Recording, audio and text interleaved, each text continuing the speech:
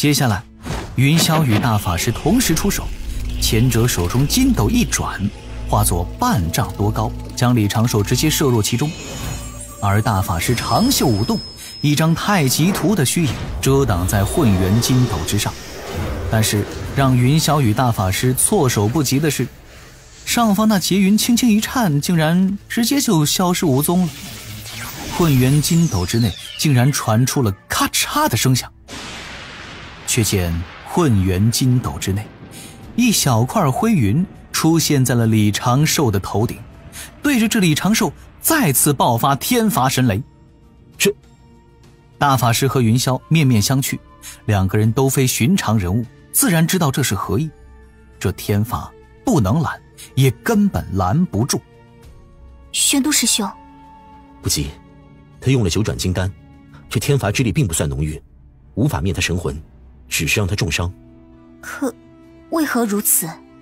玄都大法师沉吟几声，这一次却是直接盘腿坐下，双手迅速掐弄法印，随后一只手抵在混元筋斗上，一只手掐指推算。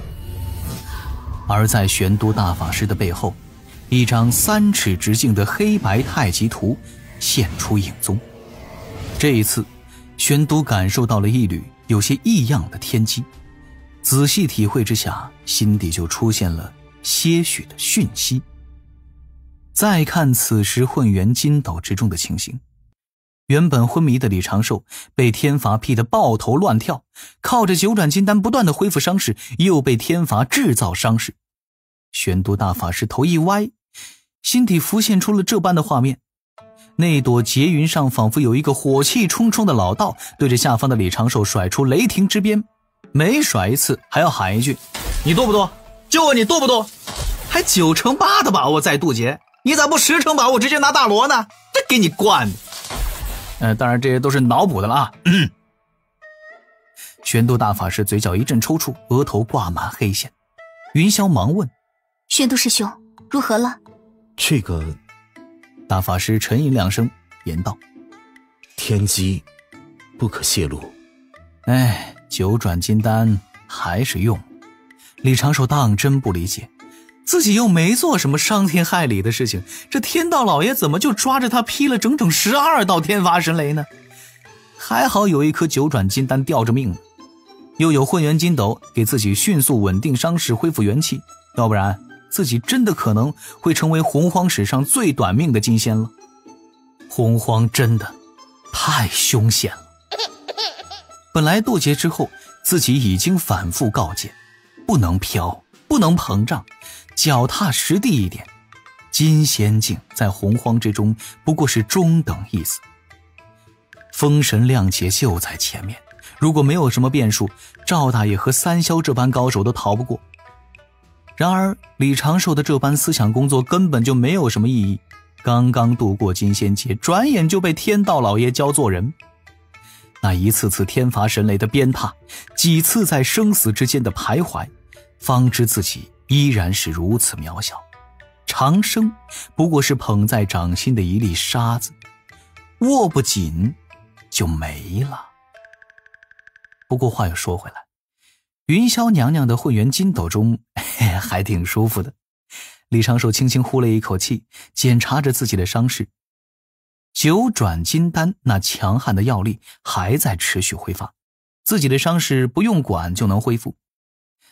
道基无损，道果无恙，就是疼啊。不管如何呢，这一道金仙劫总算是熬过去了，迈入了一个全新的台阶。稍后可以放缓悟道的步伐，将精力投入到功德、丹道、灵宝、遁法等方面，全面提升自己的实力以及保命的能力。现在倒是可以说一句，金仙境稳了。李长寿凝心静神，推开了那扇众妙之门，朝着其内踏步而去。当然了，在此之前，李长寿借用纸道人将自己要闭关大概12年之事，用写纸条的方式放在了自己在天宫中的府邸，以及海神庙敖乙神像脚下，并通知了守在府邸的天将，用神念传唤了敖乙一声。成仙劫时入众妙之门，大幅度跨越境界，称之为飞升。金仙劫时就算再入众妙之门，想要飞升却是不太可能了。金仙9品圆满，可称大罗金仙，这是一个全新的境界，也是一个崭新的生命层次。李长寿也不知道自己能够前进多少步，他也不急，稳健一点。这次呢，就是巩固境界，不图晋升。正当李长寿在混元筋斗中开始养伤闭关，天庭凌霄宝殿中，东木公将一份奏表呈上高台，笑道：陛下，按您的要求，已是将天庭正神之位的各类便利整理好了，想必这对龙族来说也有莫大的吸引力。白衣青年低头看了一阵，很快就笑道：不错，记得在公事之前将此奏表的内容尽数告知长庚爱卿。老臣领命。对了，木公。白衣青年看着奏表中写的第18条，笑道：你猜长庚爱卿的修为境界会是在哪般？东木公沉吟几声道：老臣只见过海神的化身，着实看不透，但最少也是金仙之上，大罗境也有可能。这奏表中的内容应该对他可有可无，老臣此前也就没对他多提。我也这般觉得，这些正神的便利对长庚爱卿意义都不大。白衣青年缓缓点头，目光从奏表的第18条正神福利上挪开，继续与东木公说那些无关紧要的话语。那奏表上赫然写着：第18，若入天庭为正神，可免成仙劫。金仙劫时，只需手持天道神权宝器，可免去一重天劫。修道的日子总是这般迅速，眼睛一闭一睁，几年就过去了。李长寿说要闭关12年，这并非是随意说的。飞升的状态很难停留太久，那毕竟是直接接触大道所显，是炼气时最难得的机缘。李长寿预计自己最多只能够停留3-4年，这已经是十分难得了。然而让李长寿没有想到的是，他这一次渡劫前的积累确实是够厚的，飞升状态整整持续了7年。闭关第1年就已经达到了自己的预期，自金仙境1品迈入了2品，而后又陷入了悟道之中，久久不能停息。何为道？这自然不是自然规律4个字就能够简单解释的。李长寿此时最需要悟透的，反倒就是这个最简单的问题。所幸他并非毫无头绪。圣人道成在修行功法上的优势，在金仙境之后完全得以体现。前方的路，太清大道已为他指明。除此之外，李长寿还可以通过其他的方法旁敲侧击，侧面论证。李长寿对上辈子的一些科学理论也有一些模糊的印象，比如有些无法直接观测到的粒子，就可以观察它们与其他可观测粒子的互动。这种思路其实也可以用在悟道上。李长寿并不知道此刻混元筋斗之外发生了什么，但他依然能够通过元神与自己的指导人保持一定的联系。小琼峰应该是无事的，躲在自己师妹和师父身边的指导人并无异样，自己写的牌子留下的纸条应该顺利地被东木公和敖乙看到了。天庭、龙宫都没有打扰自己修行。不过闭关越久，外面可能出现的变数也就越大。李长寿给自己定下的12年之期，自然不能有任何拖延。9年时间匆匆而过，李长寿尽数接纳了突破金仙劫后的重重感悟，无极道基结出的道果，实可谓无比丰厚。他也不好意思一直在云霄仙子的法宝之中混吃混喝混睡，虽然在此地待着是安心又舒适，但是毕竟不是长久之计。于是他开始参悟自创功法，龟息平气诀的金仙进阶版，总是改良版的叫着，多多少少有些不妥帖。李长寿在为这套隐藏模拟气息的自创功法大幅度进阶的同时，也给他改了个名儿，叫做金龟平气诀。重点是突出平气二字。迈入金仙境之后，想要改善这般功法并不容易，因为这门功法本来就已经十分出色了，在自己天仙境时已经能够瞒过普通的金仙的探查。但在李长寿全心投入努力思索之下，又打开了几个思路，将这门功法再次向前推进了一大步。天仙版的龟诀原理只是从自己的道躯与元神入手，模拟出不同的气息波动，从而达到迷惑敌人和友军的效果。但是对于大法师和云霄仙子这般一眼就能够窥破自己之道的高手，这点伪装就如同毛玻璃一般，虽然看着模糊，但是一眼就能知道个大概。而今李长寿从道入手，凭借金仙境对大道感悟加深，将自己的道全力隐藏起来。至于效果如何，李长寿离开混元金斗，问一问云霄前辈就可以知晓。何为根脚？藏起来的那才叫根脚，暴露在旁人眼中的那应该叫做简历。在洪荒这种充满了凶险和际遇之地，若自己根脚人尽皆知，那他也就真的离拜拜不远了。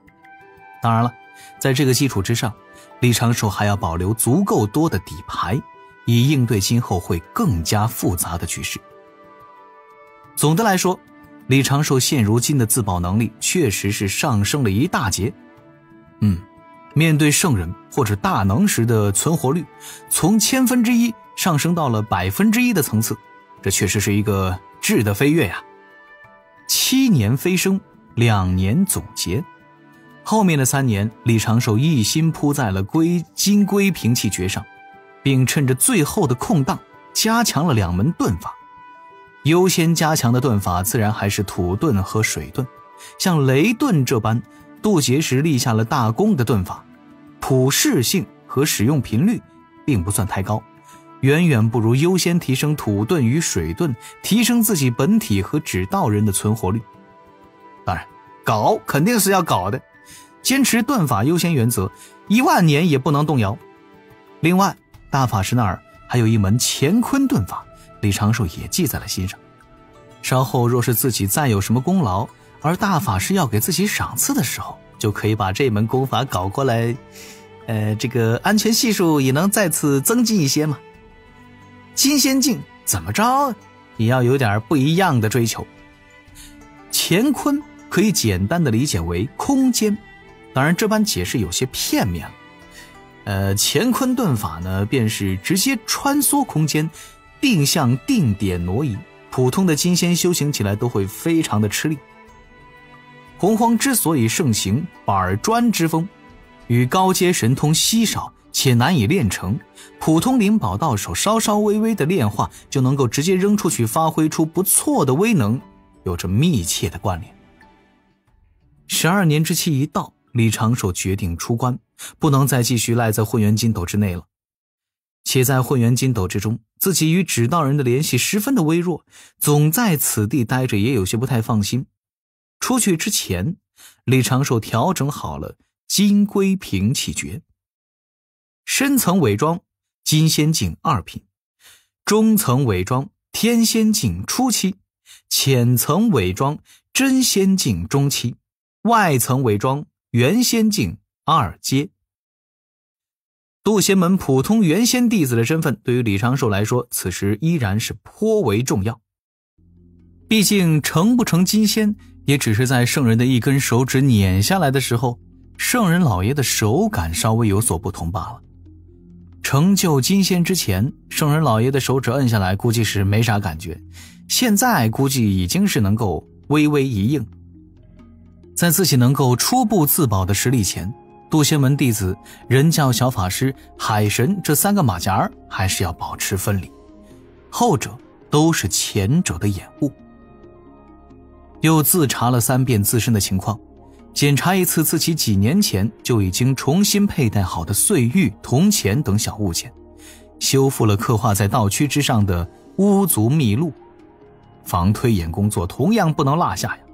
做完了这些，李长寿对着周遭喊道：多谢前辈相助，还请前辈放弟子出去，弟子已无碍了。你好了。云霄仙子温柔的话语声传来，李长寿顿时精神一振，浑身上下颇感舒适。少顷，这不见天日之地出现了一束光亮，李长寿敏锐地察觉到一缕柔和的仙力包裹在自己身上，将他拖出了此地。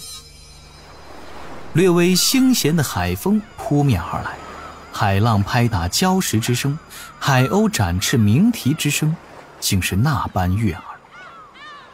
看着面前的蔚蓝大海，蓝天白云，李长寿倍感亲切。